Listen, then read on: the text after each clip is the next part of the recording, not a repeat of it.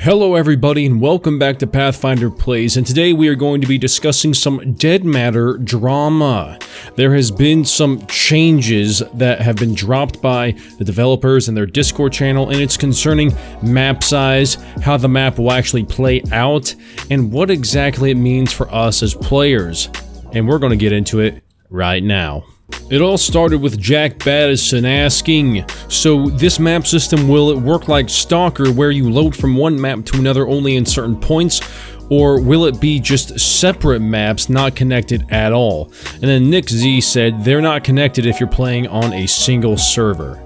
Now this statement right here is vague to the common man, and it brought a lot of questions and concerns, because at initial glance, this does not sound anything like the Dead Matter that they pushed to us initially. Everyone, whenever they think of open world games, they're like Skyrim, Fallout, Oblivion, all the good classics. That's what they think of. One massive world, no instances unless you're going into like a house or something, no separated maps, but it's easy to forget that Stalker is labeled an open world survival game, and as Jack Battison pointed out, there's instances, you know, where you load from one section of the city or to the next, or one section of the country to the next, so it's not really unheard of. But let's continue. Jack is saying, yeah, so it's just small maps, and then Jaux asks a very good question, so you have to transition through servers to get to certain loot places. This sounds extremely bad, or am I confused?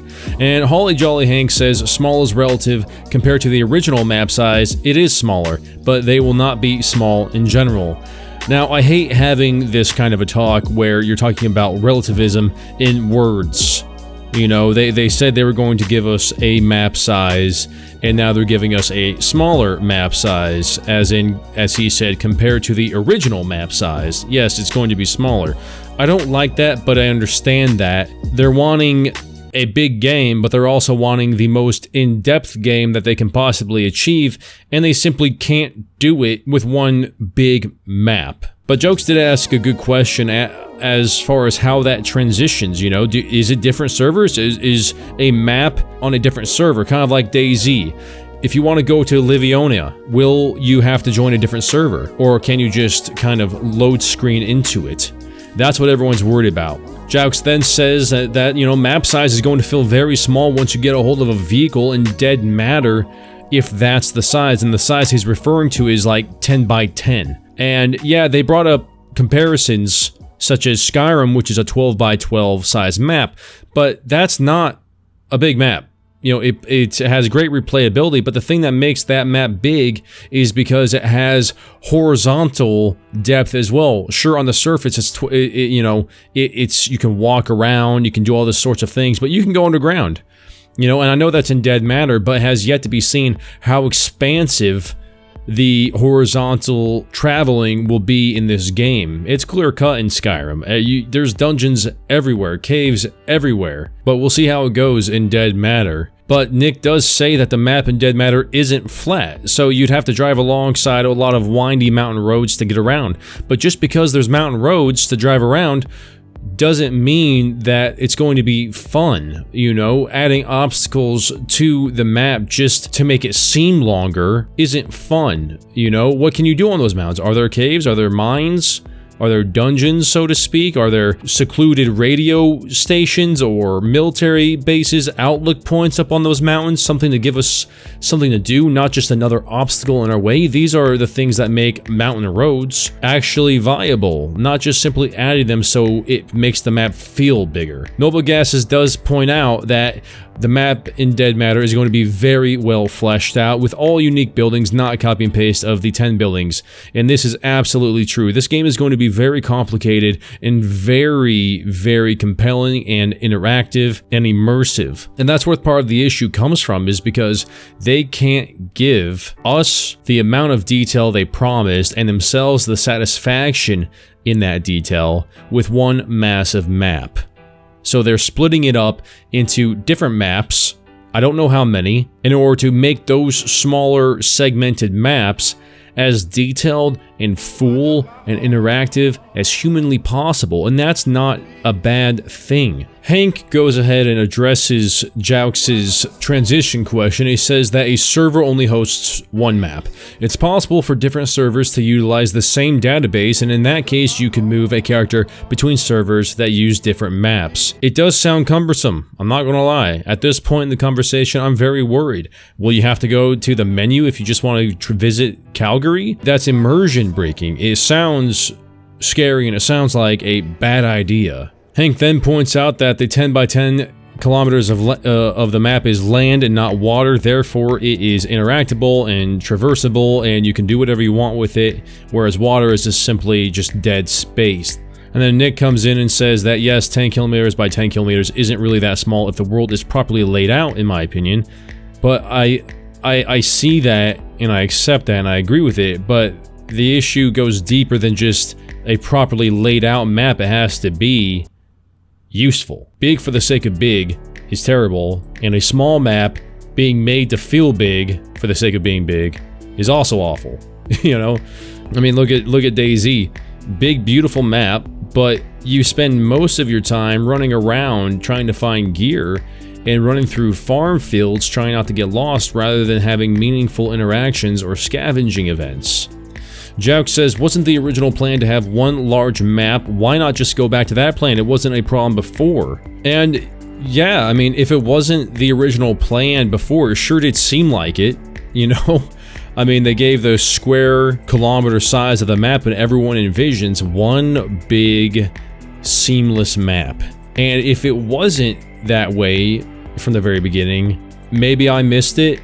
Maybe they were very transparent about it and I didn't get the memo, but if they weren't transparent about how they were going to do the map, then I think that's kind of an issue, because it's rather misleading. Because if you give the square kilometers of a map and that's it, you know that people are going to think that it's one giant map, not like 2 or 3 segmented maps that you have to go through instances to get to. And Nick Z comes in and says that the reason why they want to break the map up into different segments is because, quote, we want to have an immersive map for the city if that feels like a city, and there's simply not enough room on the map to have the city loaded in the distance. So what he wants is, he wants us to approach the city and see the skyline of Calgary and be intimidated by it. They want us to go and approach this city and be scared of it by the immensity and the detail of it. They're talking about having you go into the city, cars everywhere, zombies everywhere, go inside every building, skyscrapers, travel up and down it, do all these things. Risk will be around every corner. You won't be able to get in there or through there easily, and they want to capture that in its fullest essence to deliver the promise that they made to us, and I do appreciate that. So knowing this, obviously Jaux asks, so it's a performance issue? You know, you can't put the city on one big map and make it work, so therefore it's a performance issue. I would think so initially, but then again, I'm not a developer.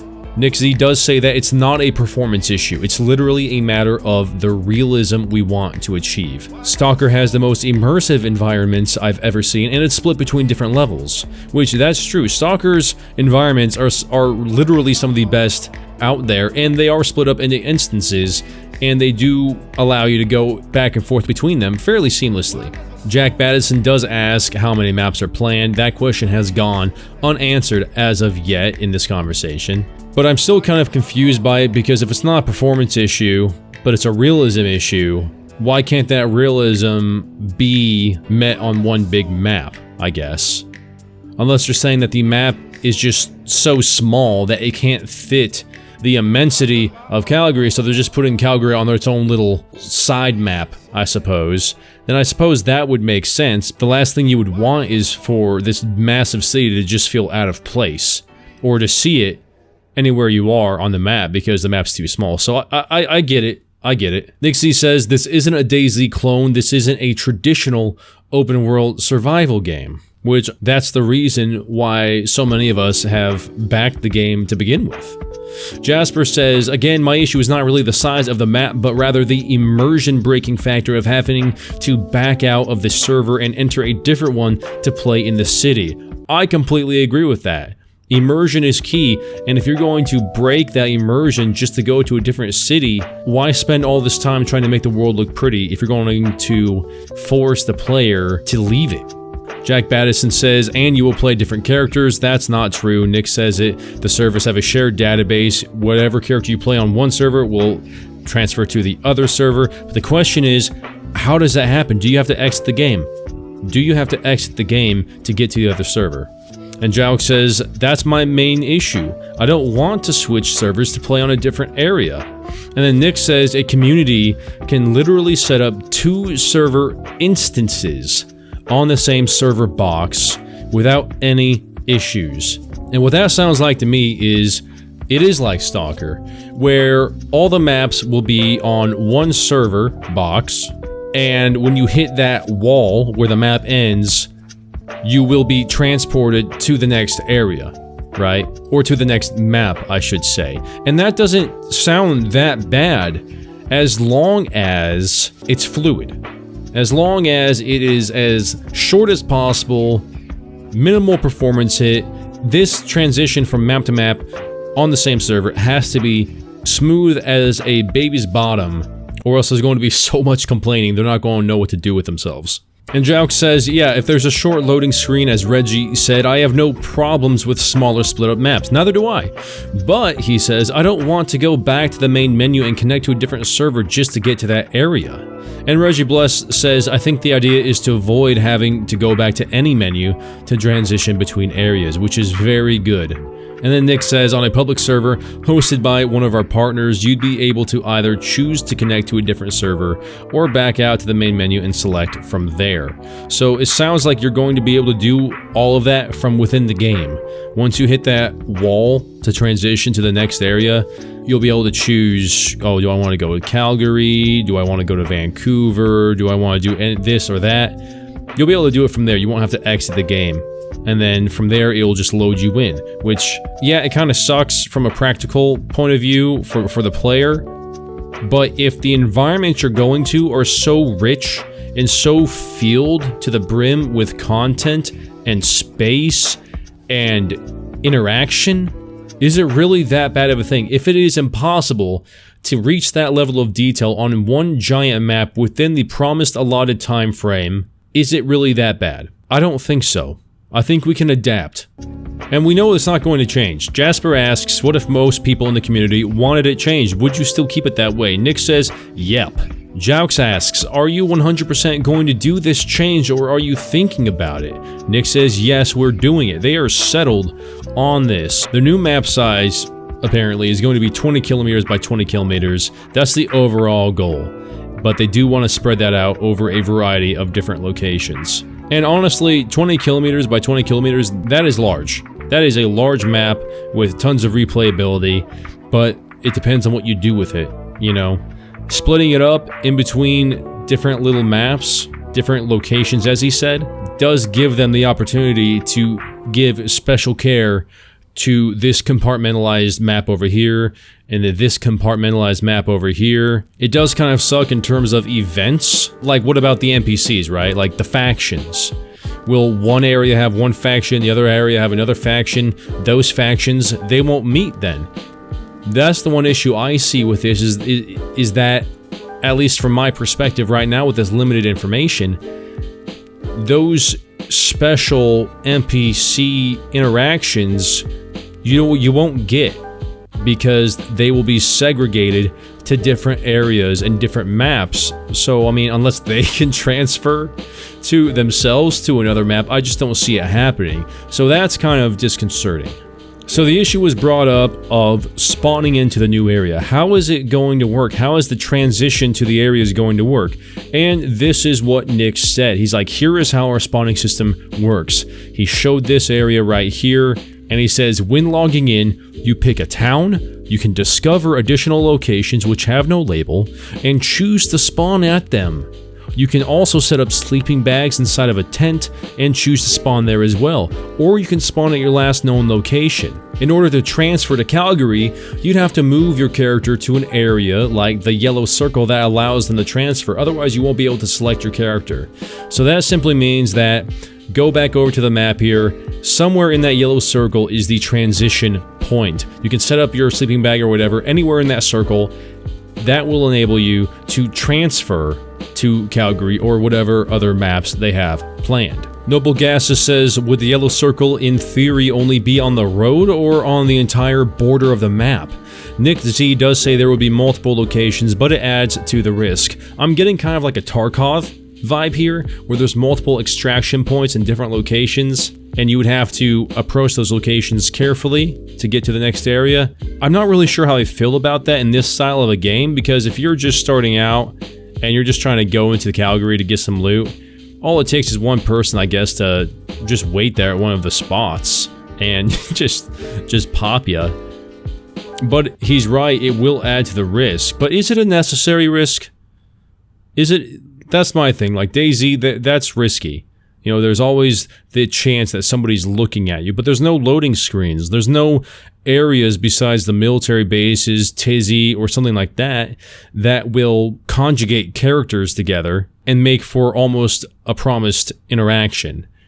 But loading zones, once people learn them, I'm not sure what's going to stop them from camping them. You know, just chilling out there. Because why would you go into Calgary and risk life and limb to loot if you can just wait at the other side of one of the spawn zones, get lucky that somebody chose that spawn location, and then kill them and take their stuff?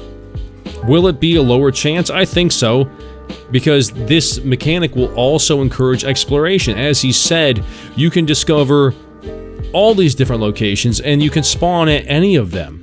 Is there a chance that somebody will be there? Yes, but that's also the same in DayZ. We've all had it happen where you're in a building, you spawn in and there's people there, or vice versa, you know? Somebody spawns in while you're there. It happens. It's kind of unavoidable in a game like this, but will it be more pointed in this kind of a mechanic? We'll have to wait and see.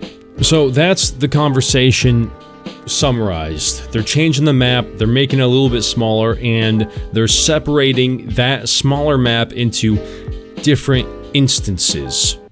You won't have to go back to the main menu, although you can if you want to switch instances. You'll be able to do it from the game, is what it sounds like. Your character will transfer from location to location as long as you're within the yellow area or the transfer area, and to minimize risk of being camped, you can spawn in multiple different locations, set up your own tent and sleeping bag that nobody else knows where it is, and spawn there. Last known location you can spawn at. There's tons of things that they are putting in place to help minimize the risk of camping. But it is still there. What do I think about this, for those of you who actually care about my opinion? I am uneasy. This is a big change. But being uneasy does not mean that I think it's a bad idea. I think if we just take a step back, breathe, not let our emotions get the best of us, and just try to analyze what they're trying to do and what their vision is for the game, I think we'll be okay. No, it's not one massive map. But if it's impossible to get the level of detail and immersion that they want to give us in that big of a map, then maybe it's a good thing that they are creating these smaller instances, these smaller maps that you can transfer in between to give you this rich, meaningful experience. I don't think it's a bad idea. I am cautious of the idea because if done poorly, it could ruin the entire game. The one thing they need to remember, and I know they already know this, is map continuity. You don't want to go from one instance to the next instance to the next instance and feel like you're going from country to country or planet to planet. It has to be cohesive. You know, I understand that they're going to be different environments, but it still has to feel like Canada. Because if you don't make it cohesive and kind of try to blend it in together, you could be anywhere. The whole thing of it being Canada, it won't really matter anymore. We could be in northeast or northwest United States. You're never going to know. And obviously another issue that I'm thinking of is, like I said earlier, the NPC interactions. Will the factions be segregated? Can they transfer themselves to different instances? Will some factions not have the ability to meet or interact with other factions? What about the special events? What about the trains? How will the train work? Will the train go in between different instances? I know that's still going to be a thing. Vehicles won't be allowed in Calgary, but what about the other locations? Can you transfer your vehicle over? What if it's a mobile base? There's so many questions that come out of this change. It's a huge change. And yeah, it's a lot to think about. And who knows what else there is to talk about. But we only have a limited bit of information. I know that, or at least I hope that, they're going to be talking about this in detail, thoroughly, in easy to understand terms for everybody to understand, not have any questions about, and to where it makes sense. Because this could be terrible if the community does not accept it or understand it, even if it is a great idea. So let me know what you guys think down below. This is the end of the video. I appreciate you all coming. I hope you all found value in this. And guys, as always, if you like scares, survival, and scavenging, consider hitting that subscribe button, hitting that bell button, and I will see you in the next one. Path out.